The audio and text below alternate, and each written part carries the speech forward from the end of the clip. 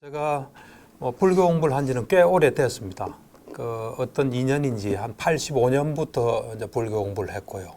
이제 85년에 우연한 기회에 이 저의 첫 번째 그 스승을 만나서 어떤 이야기를 듣고 참 이 불교는 진리구나 하는 생각을 했습니다. 그리고 그래서 이걸 내가 평생 해야 되겠구나 그런 생각을 했고, 또 제가 그 당시에 정신과 레이던트 2년 차였습니다. 근데 이제 그런 이 불교 공부한 거 이것을 이제 저의 생활에 적용을 하다 보니까 저 생활이 좀 편안하고 어려움이 좀 적었습니다. 그래서 이거를 우리 이 정신적인 문제를 가진 환자분들이 좀 이해하고 또 생활에서 적용한다면 참 도움이 되겠구나 하는 생각을 했습니다. 그래서 어째 보면 이 보통 의사들이 이 불교 공부를 하면 좀 외도에 가깝습니다. 자기 본업에는 충실하지 못하는 외도에 가까운데, 저 경우는 불교 공부가 외도라기보다 저희 일을 좀 더 좀 충실하게 해주는 그런, 저에겐 참 좋은 거였습니다. 그래서 그때부터 이제 불교를 본격적으로 공부를 하기 시작했습니다. 그렇지만은 좀 시대적인 한계도 있었고, 그래서 오늘날 여러분들은 참 좋은 이 시대에서 있는 것 같아요. 제가 처음 불교 공부할 그때 85년 그때만 해도 오늘날처럼 이렇게 불교, 초기 불교, 또 초기 불교 수행법들 이런 것들이 전혀 알려지지 않을 때였습니다. 그때는 이제 한문 중심이고 되게 어려웠어요. 어려운데 지금은 누구나가 관심을 가지면은 쉽게 이 경전도 볼 수 있고 또 어디서나 이 수행을 배울 수 있는 그런 참 좋은 시대입니다. 여러분들 좀 열심히 하셔야 될 것 같아요. 열심히 하고 있습니까? 예. 제가 이 하는 이야기는 주로 이 수행에 조금 포커스가 맞춰져 있습니다. 사마타와 위파사나라고 들어봤습니까?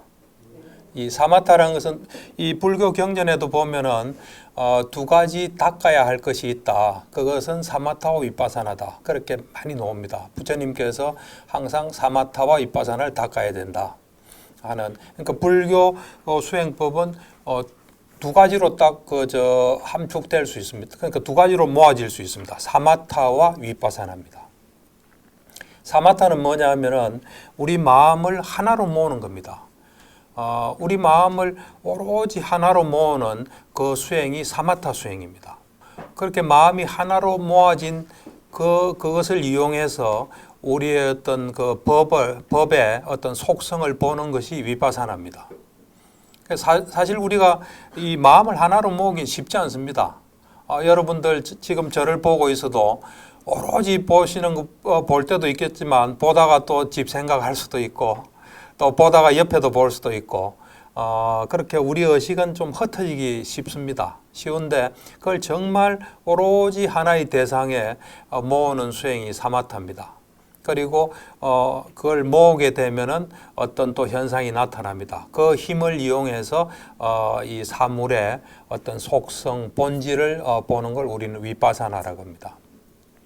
그래서 지금부터 제가 하는 이야기는 제가 수행을 통해서 경험한 거, 수행하면 주로 사마타와 위파사나입니다. 그걸 통해서 경험한 이야기를 이제 여러분에게 들려주는데, 저는 기본적으로 정신과 의사하고 과학자입니다. 제가 불교를 공부하고 수행을 이래 할 때 저는 조금 좀 외람되게 들릴지 몰라도 부처님이 이렇게 말씀하시니까 믿어야지, 그런 생각을 해본 적이 없습니다.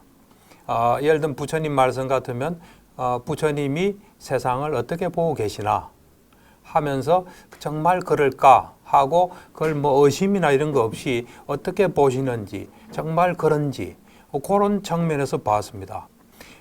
이 부처님이 제시한 그 수행이 과연 사람이면 누구든지 경험할 수 있는 건지, 조금 더 극단적으로 심지어 조금 더 말하면 이 생명 가진 것은 정말 그렇게 마음을 모으고 어떤 수행했을 때 우리가 경험하는 또 부처님이 경험한 것을 과연 경험할 수 있는 그런 그 보편적인 경험인지 하는 그런 측면에서 수행을 했습니다.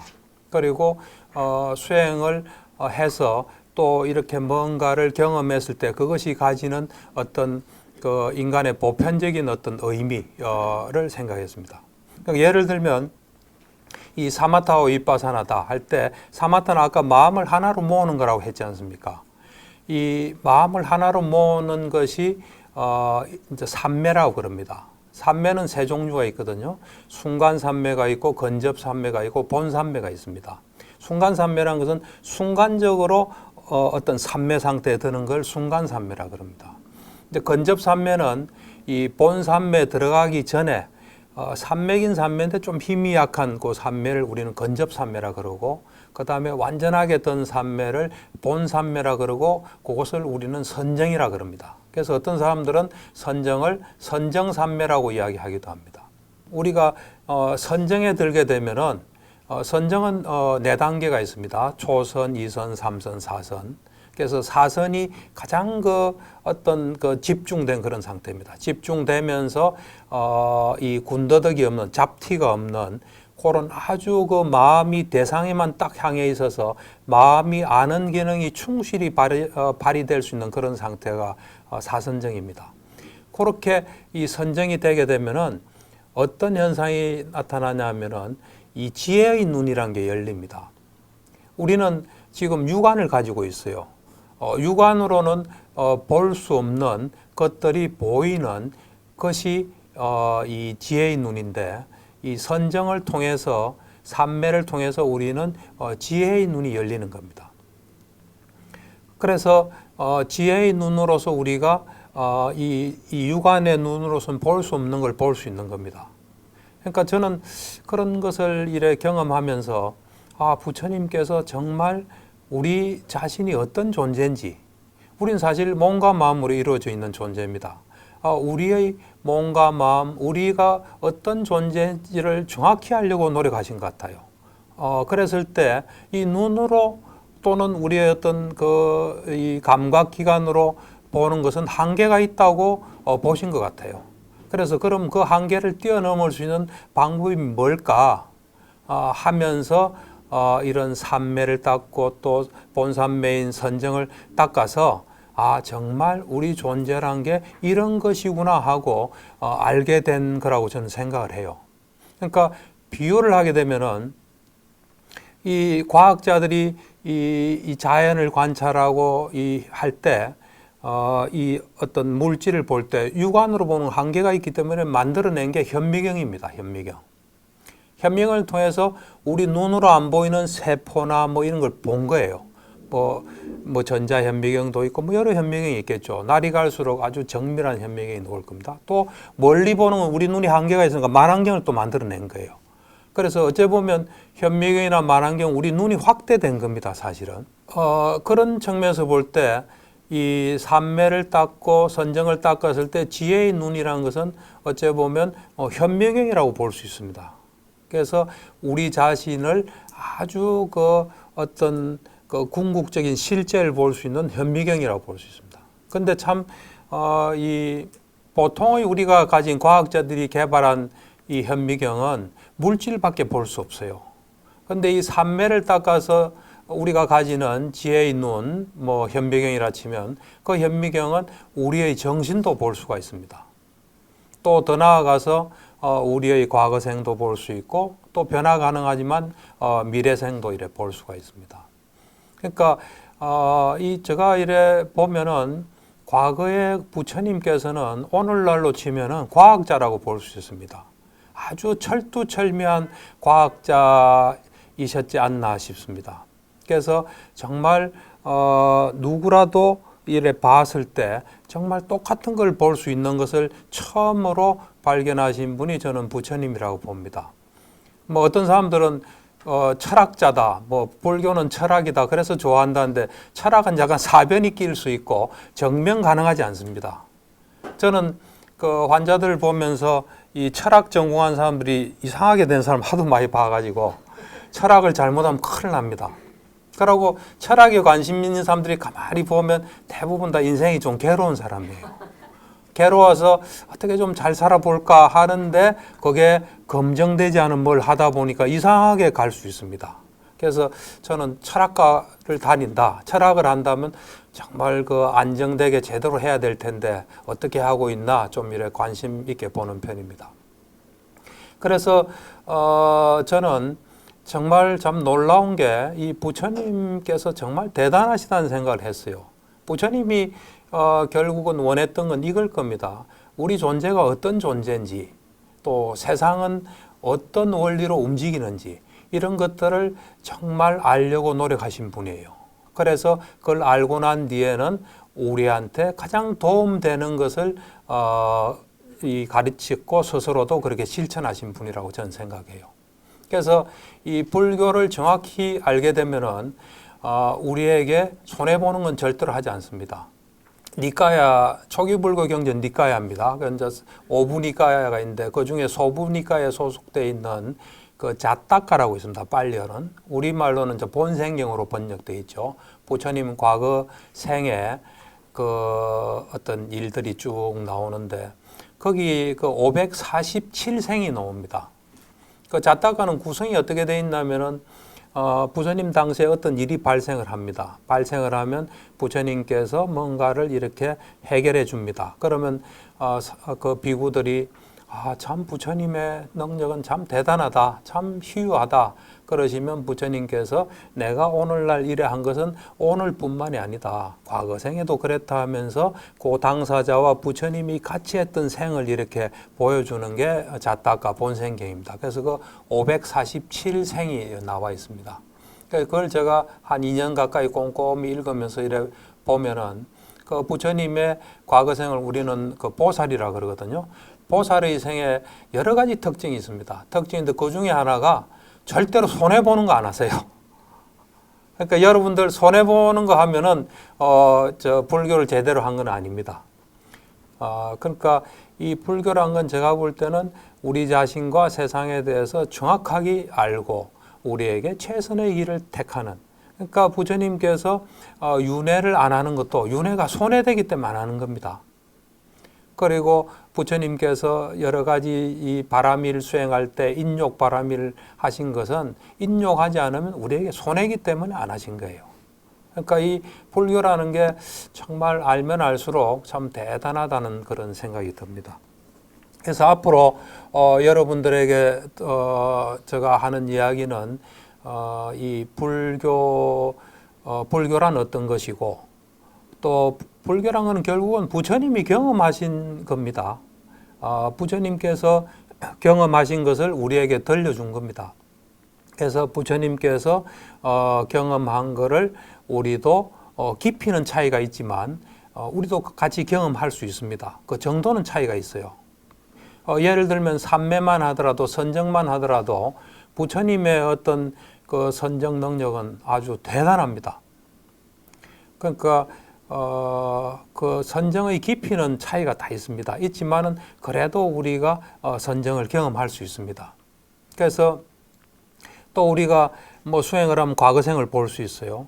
근데 이제 부처님께서 숙명통 과거생 보는 거는 정말 어떤 엄청난 어떤 그 능력을 가지고 보십니다. 그러니까 그런 정도의 차이는 있지만 부처님께서 경험하신 건 우리도 경험할 수 있습니다. 그런 점에서 부처님의 경험은 보편적인 경험입니다.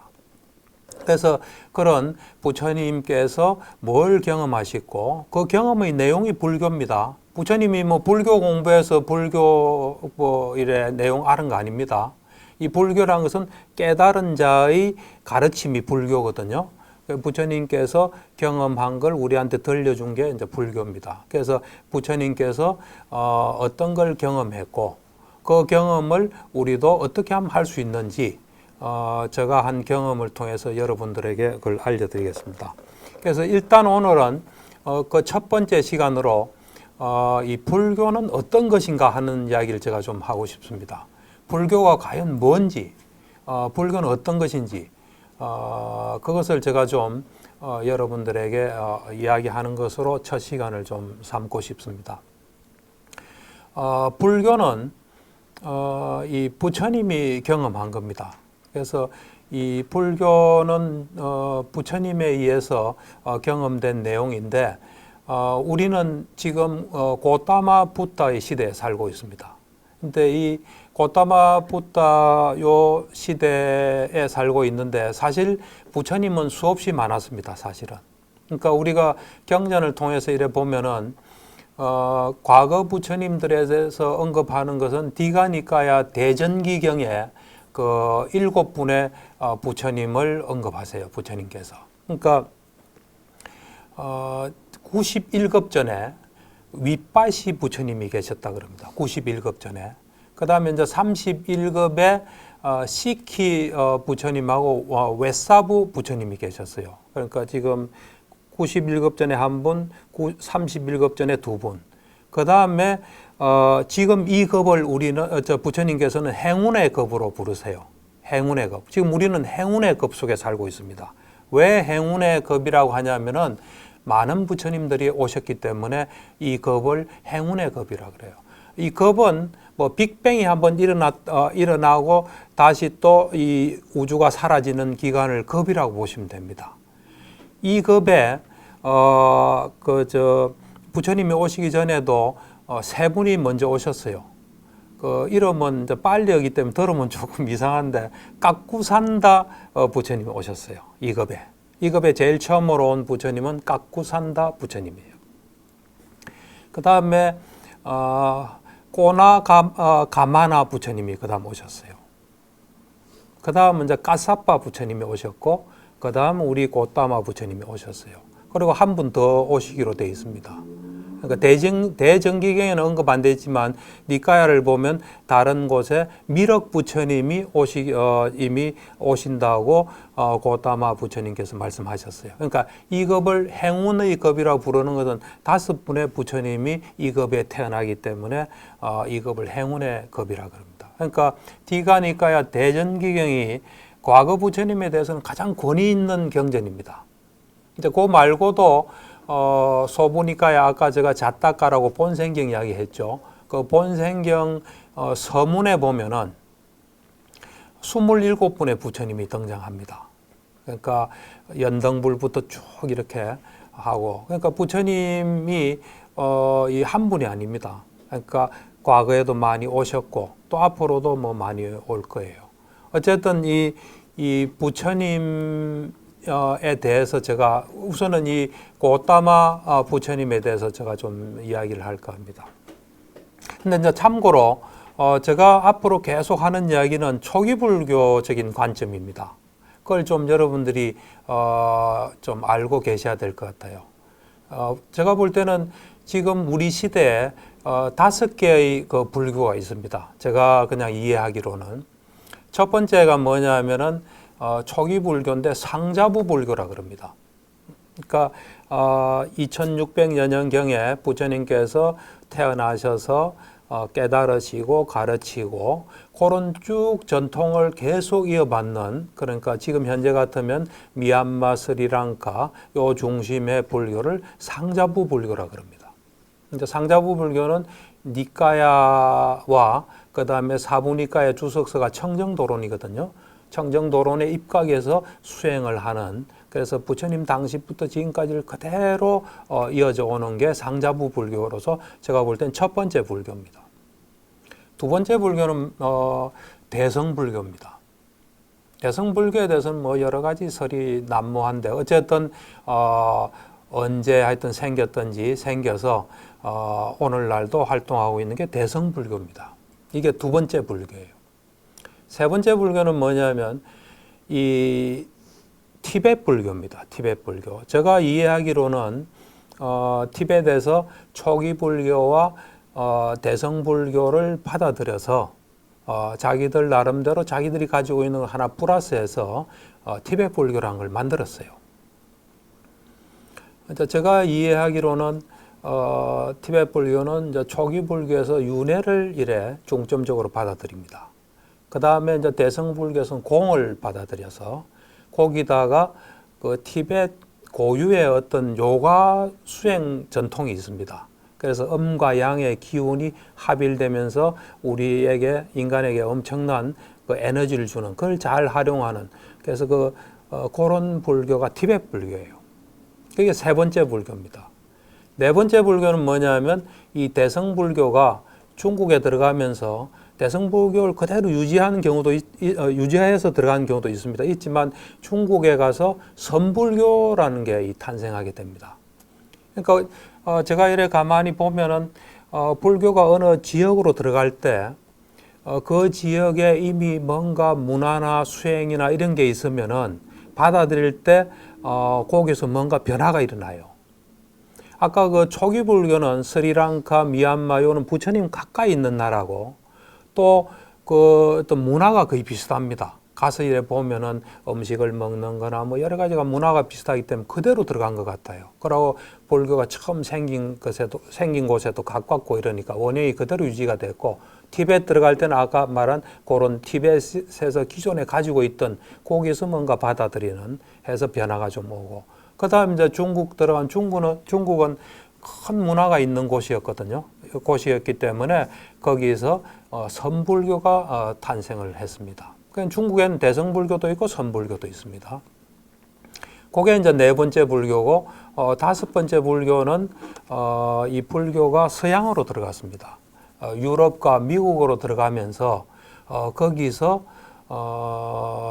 그 어떤 미국이 이미 미국이나 유럽에서 불교를 받아들일 때 그 나라도 굉장한 수준에 있었습니다. 그렇다 보니까 이 불교가 들어가면서 이 어떤 문제 해결에 좀 초점을 두는 인간이 어떤 존재고 문제를 어떻게 해결할 건가 하는데 그 초점을 두는 어떤 불교 형태가 생기는데 그걸 저는 불교 심리라고 봅니다. 불교 치료 내지는 불교 심리가 다섯 번째 불교라고 생각합니다.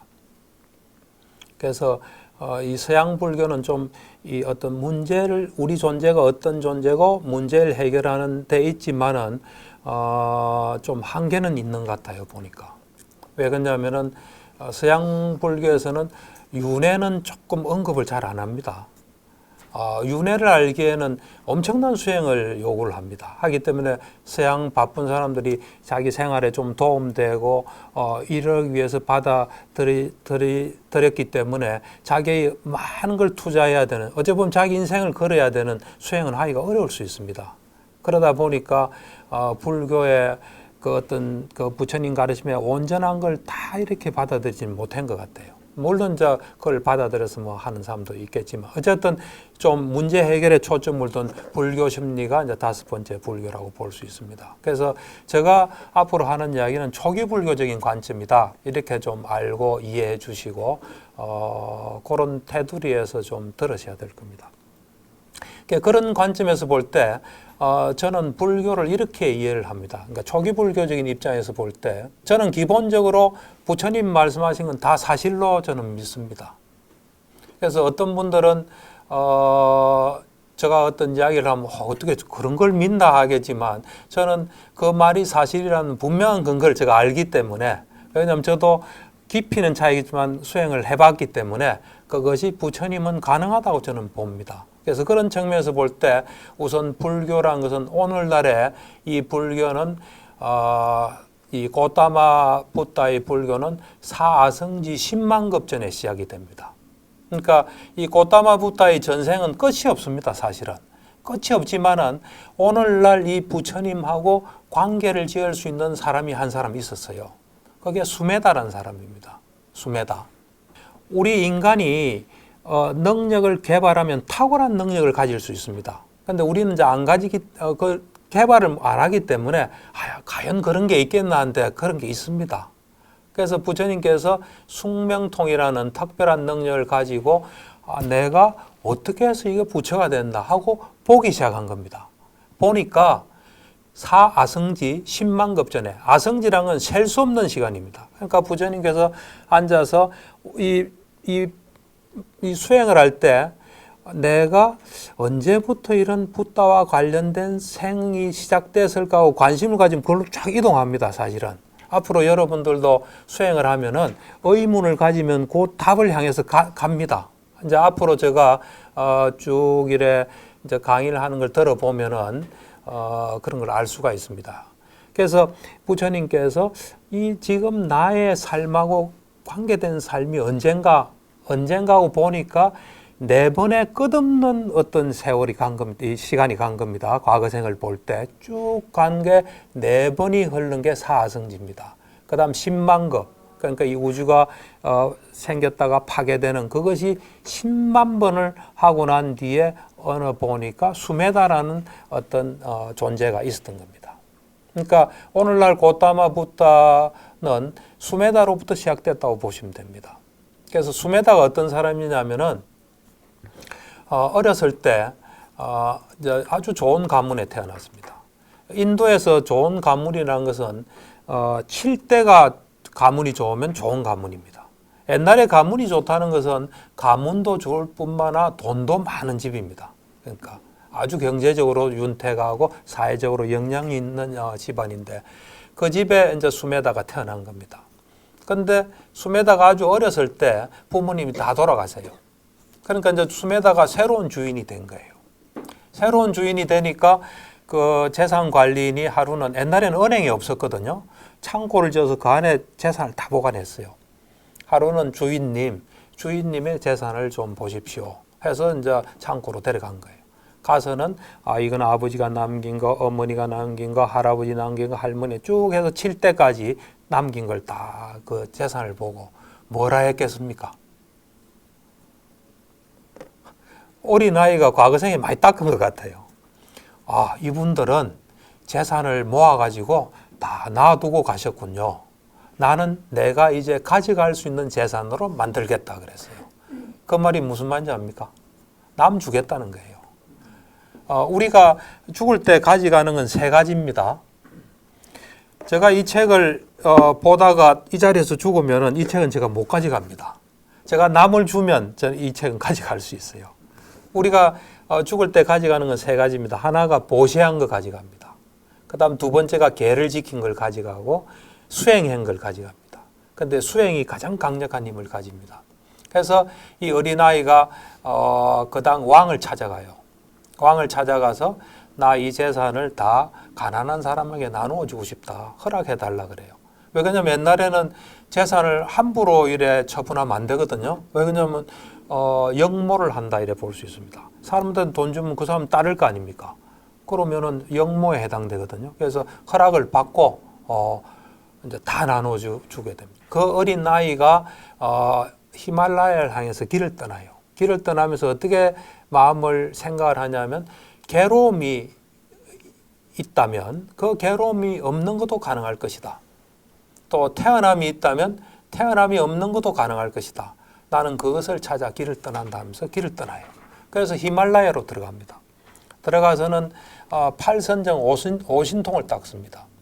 그러니까 선정에는 이 색계, 초선, 2선, 3선, 4선이 있고 무색계 또 4선이 있거든요. 그래서 그걸 합쳐서 우리는 8선정이라 그럽니다. 8선정 5신통. 우리의 탁월한 능력을 이제 신통이라. 옛날에 한자말로는 신하고 통했다 이거예요. 그렇지만 우리는 이제 우리말로 지금 한다면 탁월한 능력, 뭐 영어로 하면 supernatural power를 보통 우리가 이제 그 탁월한 능력은 8가지로 말하기도 하고 6가지로 말하기도 하고 3가지로 말을 하기도 해요. 이제 그 중에 하나가 그 중에 그 누진통이라는 게 있습니다. 누진통은 얻으면은 아라한이 돼서 생을 더 할 수가 없어요. 그래서 누진통은 얻지 않고 보통은 8선정 5신통을 얻어요. 그러니까 신족통, 그 다음에 천이통, 천안통, 타심통, 숙명통 요까지 딱 얻는 거죠. 그래서 8선정 5신통을 얻고 거기서 이제 생활하는데 그때 연등불이라는 부처님이 세상에 출현을 합니다. 그래서 사람들이 연등불이 출현했다 해서 이제 보러 가는 거죠. 그래서 이제 이 수메다도 참 부처가 출현하는 것은 희귀한 일이다. 나도 그분을 만나러 가야 되겠다 해서 이제 가는 거죠. 그래서 가가지고 이 연등불을 보는 순간에 마음이 아주 바뀝니다. 큰 마음으로 바뀌어요. 지금까지는 아까 괴로움이 있다면 괴로움이 없는 경지도 있을 것이다. 또 뭐 태어남이 있으면 태어남이 없는 경기도 있을 거다 했는데 이제 부처를 보는 순간에 어떤 인연인지 마음이 큰 마음으로 바뀌어요. 어떤 마음으로 바뀌냐면 세상 사람들을 괴로움에서 건져줄 그런 깨달음을 얻고 난 뒤에 내가 열반에 들겠다는 마음으로 딱 바뀌어요. 바뀌고 난 뒤에 이제 그 연등부를 만나는 날 비 온 뒤가 돼서 땅이 굉장히 질었거든요. 질었는데 이 수메다의 어떤 능력으로는 그냥 땅을 이래 마른 땅으로 만들 수도 있는데 부처님에게 그렇게 하는 건 도리가 아니다 해서 그 자기 머리가 굉장히 길었습니다. 긴 머리하고 몸을 해서 진 땅을 이렇게 건너게끔 그래 해요. 그러니까 이제 그 연등불이 그 수메다를 밟고 건너고 난 뒤에 수메다를 보니까 앞으로 부처가 될 사람이에요. 그래서 불교적인 용어로 수기를 내려요. 당신은 앞으로 사아성지 10만급 후에 부처가 될 사람이다. 그래요. 그러면서 당신의 부모는 누구, 당신의 상수제자는 누구, 뭐 쭉 다 이야기해줘요. 근데 그 이야기를 듣고 수메다가 어떻게 생각하냐면 부처는 거짓말을 하지 않는다. 내가 부처가 될 게 분명하다. 그러면 이제 내가 부처 될 준비를 해야 되겠구나 하면서 과거 부처들이 어떻게 부처가 된지를 이 능력이 있으니까 본 거예요. 보니까 과거 부처들이 10가지 덕성을 완성하고 부처가 된 사실을 봐요. 그러니까 10가지 덕성이 뭐냐, 완성이 바라밀입니다. 우리 뭐 바라밀 그러지 않습니까? 10가지 어떤 덕성을 완성한 것을 10바라밀이라 그래요. 그래서 10바라밀을 완성하는데 사아성지 10만급이 걸려요. 오늘날 불교가 제가 볼 때는 완벽합니다. 왜 완벽하냐면 만든 데 시간이 엄청 걸렸기 때문에 그렇습니다. 여러분 이 휴대폰 이거 만드는데 그래 많이 안 걸렸지 않습니까? 이건 뭐 이번 시대에 빨리 된 거예요. 이 불교는 만드는데 사성지 10만급 걸린 겁니다, 이게. 그래서 10가지 덕성을 제가 간단하게 좀 써보면은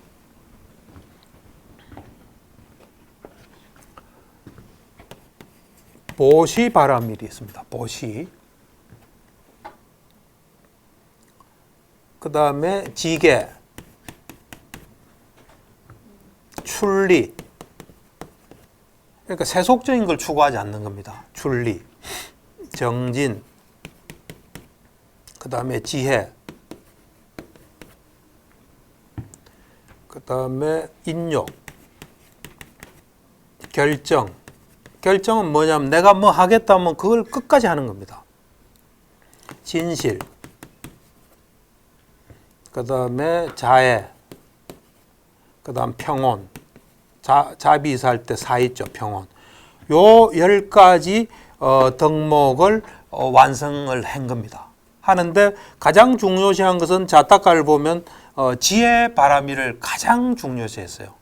왜냐하면 사실 지혜가 있기 때문에 다 이거 하기 때문에 지혜가 가장 근본이 되는 겁니다. 사실은 제가 볼 때는. 근데 이 바라미를 완성하는데 참 놀라워요. 어떻게 놀랍냐면은 이 바라밀이 세 종류가 있습니다. 저급한 바라밀이 있어요. 그 다음에 보통 바라밀이 있습니다. 그 다음에 최상의 바라밀이 있어요. 부처님은 귀에 되는 대로 저급, 보통, 최상을 다 했어요. 예를 들어서 보시를 가지고 이야기한다면 저급한 보시는 뭐냐면 남이 뭔가 필요로 하는데 내가 물질적인 걸 주면은 그건 저급한 보시예요.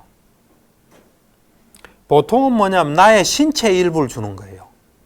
누가 배가 고픈데 지금 아무것도 없어요. 사막이라서. 그럴 때 내 다리를 잘라가지고 보시를 하면 그게 보통밖에 안 됩니다, 이게. 그 다음에 최상의 보시는 목숨을 주는 거예요. 이 10가지를 완성하는데 경우 따라서 저급한 걸 하기도 하고 보통을 하기도 최상을 바라밀을 철저히 닦으신 거예요. 그래서 인족 바라밀 닦을 때 보면은 왕이 너가 그래 잘 참는다면서 하면서 팔을 하나 잘라요. 그래가 보면서 나중에 목숨까지 뭐 이래. 하여튼 그러니까 이 지금 보통 사람은 상상을 초월하는 거예요. 이거를 하고 난 뒤에 이 십바라미를 다 닦는데 사성지 10만급이 들고 그 다음에 도솔천에 계시다가 여기로 와서 그 다음에 29세에 출가를 합니다. 29세에 출가해서 35세에 깨닫고 그 깨닫는 과정에서도 준비가 다 됐기 때문에 깨닫는 거예요. 무슨 사유를 하고 무슨 머리를 굴리고 이래야 깨달은 거 아니에요. 완전한 준비가 다 됐기 때문에 이래 보면 알 수 있는 겁니다. 이게 여러분들 착각하시면 안 됩니다. 뭐 사유를 해서 깨달았다. 그런 게 아닙니다. 철저한 준비 속에서 그게 완성되고 오셔서 이렇게 이제 한 겁니다. 근데 이제 이 보면은 니까야를 보면은 계속 내가 정말 제대로 깨달았나 안 깨달았나 그걸 끝없이 검증하세요. 끝없이 검증하고 내가 완전히 깨닫지 않았을 때는 내가 세상에 대해서 신과 마라와 범천 또 우리 사문, 바라문, 또 신과 인간의 무리에서 나는 위없는 깨달음을 이뤘다고 선언하지 않았다는 게 굉장히 많이 나옵니다. 그리고 놀라운 것은 상주타 니까야 의지경이라는 게 있는데 거기 보면 부처님께서 완벽하게 깨달아 놓고 난 뒤에 이런 말씀을 하세요. 내가 누구 의지할 사람이 없는 것은 의지할 사람이 없는 것은 참 힘든 일이다. 나보다 나은 법을 깨친 분이 있나 하고 막 이제 온 세상을 다 봐요. 다 보니까 없어요. 없으니까 나는 내가 이 깨달은 법에 의지하면서 살아야 되겠구나 하는 게 나옵니다. 그러니까 철저하게 이 검증을 하신 거예요. 그렇게 35세에 깨달을 때 철저한 그 어떤 위대한 어떤 그 지혜를 가진 분의 검증이 된 겁니다. 검증되고 난 뒤에 그 다음에 제자들을 가르쳤을 때 그 제자들이 또 다 깨달은 거예요. 무수한 아라한들이 나왔습니다. 특히 사리불 목건년이 아주 대표적인 경우죠. 그 많은 사람들이 아라한이 되고 성자는 예류자 이상을 성자라 그러거든요. 예류자 이상은 뭐 수도 없었죠. 그 말은 부처님의 가르침이 보편적인 진리라는 겁니다. 누구든지 하면 된다는 거예요. 과학입니다. 우리 과학은 동일한 조건을 줘서 실험실에서 하면 그 결과가 나와야 되거든요. 반복 가능하지 않은 것은 과학에서 인정 안 합니다. 불교는 반복 가능한 거예요. 그래서 제가 이래 보면은 거의 불교적인 진리는 거의 증명되고 있어요. 증명되고 있고 맨 마지막으로 증명될 게 윤회일 거예요. 왜냐하면 윤회는 그 윤회를 증명할 수 있는 기계가 나오려면 엄청난 세월이 걸려야 될 거예요. 과학이. 지금 과학이 불교적인 진리를 밝히기에는 아직 그렇게 많이 발전하지 못했습니다. 그래서 이제 부처님께서 그 35세에 깨닫고 80세 돌아가시거든요. 그때까지 45년을 무수한 사람들을 가르칩니다. 가르치고 깨닫고. 그래서 그 깨달은 사람들이 이것은 정말로 위대한 가르침이다. 이 가르침을 우리는 후대 사람들을 위해서 또 천상에 있는 존재들을 위해서 우리가 이걸 전해야 되겠다 해가지고 부처님 돌아가시고 한 2달 열흘 정도 후에 아라한 제자 500명이 모여서 부처님의 말씀을 복원합니다. 그걸 경률론 3장이 복원이 되죠. 그 복원된 것이 계속 철저하게 관리해요. 보면 예를 들면은 디가 니까야는 아난다 그룹에서 관리를 해요. 마찌마 니까야는 사리불 그룹에서 관리를 하고, 그 다음에 상유타 니까야는 가섭 그룹에서 이래 관리하고, 앙구타라 니까야는 아누루타 그룹에서 관리를 해요. 그래서 철저하게 이래 관리를 합니다. 그러니까 그래서 한 600년을 암송을 해요. 암송으로 전해진 게, 그러니까 제가 볼 때는 이 방대한 양을 암송을 할 수 있다는 건 2가지가 되지 않으면 할 수가 없어요. 하나는 뭐냐면 이게 진리라고 확신하지 않으면 할 수 없습니다. 2번째는 그것을 경험하지 않으면 또 하기 힘들어요. 아무리 의혹이 있어도 모르면 하기 힘들어요. 그러니까 그런 어떤 아라한들에 의해서 쭉 이래 전송이 된 거예요. 600년을 되다가 그 스리랑카에서 아소카 왕이 자기 아들, 딸을 스리랑카로 보내거든요. 그래서 경전을 가지고 스리랑카에 가서 스리랑카에서 인도 땅에서 이제 불교가 거의 소멸됐죠. 그래서 스리랑카에서 이제 그 불교가 전래가 되다가 스리랑카 상황이 뭐 전쟁도 있고 내전도 있고 그 다음에 이제 불교계에서도 그 외울 만한 사람들이 많지 않고 이래서인지 그때 싱할리어로 이 패렵 저 나뭇잎에 기록이 됩니다. 그래서 기록된 것이 오늘날 전하고 있습니다. 그러니까 이 불교라는 거는 그리고 초기 불교 니까야를 보면은 부처님 말씀이 진리다는 걸 다 증명해요. 전부 다. 그러니까 우리는 니까야 경전이 부처님 말씀만 있는 줄 알죠. 그렇지 않습니다. 제자들 말도 경전에 많이 들어 있습니다. 그리고 특히 장로계, 장로니계는 보면 부처님 말씀 하나도 틀림이 없더라. 어젯밤에 내가 산명을 깨쳤다. 뭐 이런 게 무수히 나옵니다. 그러니까 전부 다 증명되는 시스템이에요. 그래서 여러분들이 정말 관심을 가지면 불교가 이거는 분명한 진리구나 하는 걸 저는 사실 사마타 위파사나 수행하기 전에도 그 니까야를 제가 다 읽고 이건 진리구나 하고 윤회도 제가 그냥 그대로 믿었어요. 그렇지만 믿는 거는 한계가 있거든요. 믿는다는 건 모르기 때문에 믿는 겁니다, 사실은. 그리고 믿는 입장에서는 또 제가 남한테 자신 있게 이야기할 수도 없죠. 또 제가 이제 불교 정신치료의 체계를 세우는데 단순히 믿음으로 세울 수는 없기 때문에 이제 제가 수행을 하고 경험을 했죠. 해서 여러분들이 제가 그냥 믿기만 해서 말하면은 그렇게 이해하기 쉽지 않을 거예요. 제가 이제 경험해서 하는 이야기이기 때문에 이해가 좀 더 될 겁니다. 그래서 이 불교란 것은 적어도 초기 불교는 검증된 진리다 이렇게 보시면 됩니다. 그래서 여러분들도 수행을 하고 하면은 그대로 경험할 수 있어요. 특히 아비담마는 제가 아비담마 이 사마타 위파사나 수행하기 전에도 많이 읽었거든요. 읽으면 이해가 안 돼요. 들을 때도 잘 이해 안 되고 듣고 나면 다 까먹어요. 근데 제가 수행을 해서 보니까 수행해서 아비담마에 있는 걸 다 수행하면 다 볼 수가 있어요. 그러니까 수행해서 한 이야기 때문에 수행 안 한 사람이 이해하기가 힘든 겁니다. 그래서 수행하고 나니까 이제 그냥 그거는 외울 필요가 없더라고요. 그냥 그대로 알겠더라고요. 그러니까 이 불교란 거는 부처님께서 수행을 해서 경험한 거를 이야기한 겁니다. 그래서 일단은 불교가 어떤 건지 좀 감이 옵니까? 잘 안 옵니까? 그래서 일단 불교는 좀 이런 것이다 하고 일단은 제가 좀 이 불교가 너무나 대단한 건데 사람들이 너무 몰라서 제가 답답해서 지금 이런 이야기 하는 겁니다.